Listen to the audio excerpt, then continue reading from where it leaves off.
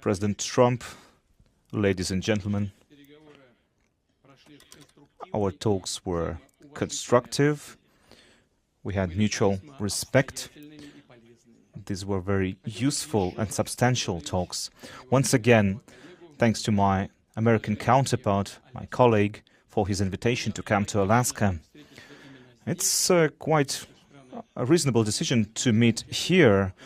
Our countries are divided by oceans, but in fact we are close neighbors in ways, because when I stepped down from the plane, I said,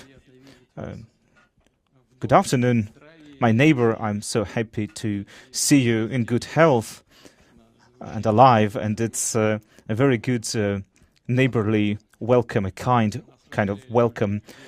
So we are divided by the Bering Strait. And in fact, there are two islands there between the Russian and the American island.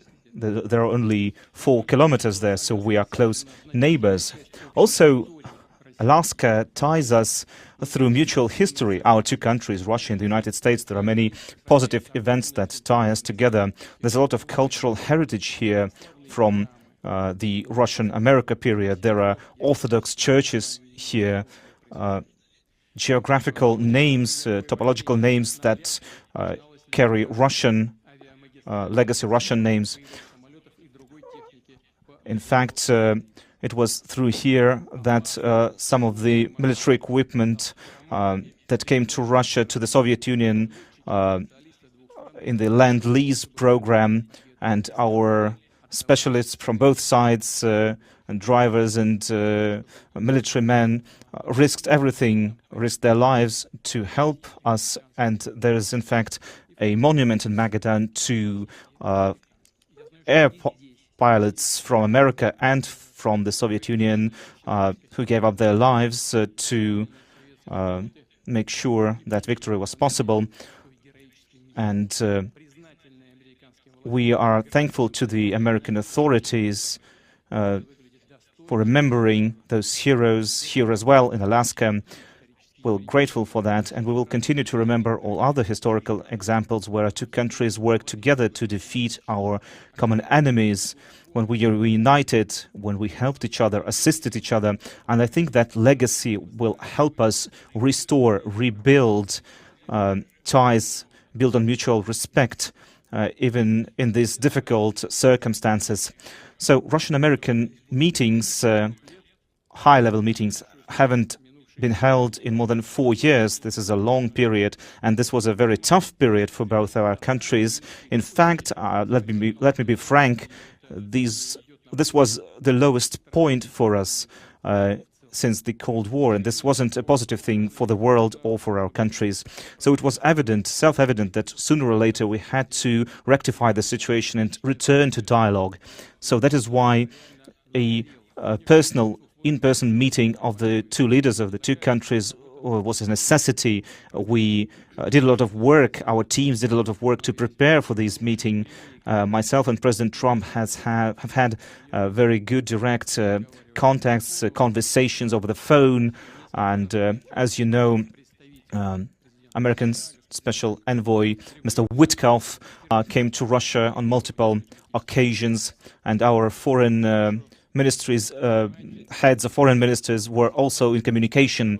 So, as you know, one of the key issues for us was resolving the issue of Ukraine, the conflict in Ukraine, and we are seeing that President Trump is personally involved, personally interested in resolving this conflict, understanding the in-depth reasons for that conflict. And I have said on multiple occasions that this has to do with Russian national interests and security interests. We've always seen Ukraine as a brotherly nation of Russia's, and we have the same roots. So this, for us, is also a tragedy. So our country, Russia, is certainly interested, very much interested in putting an end to this conflict.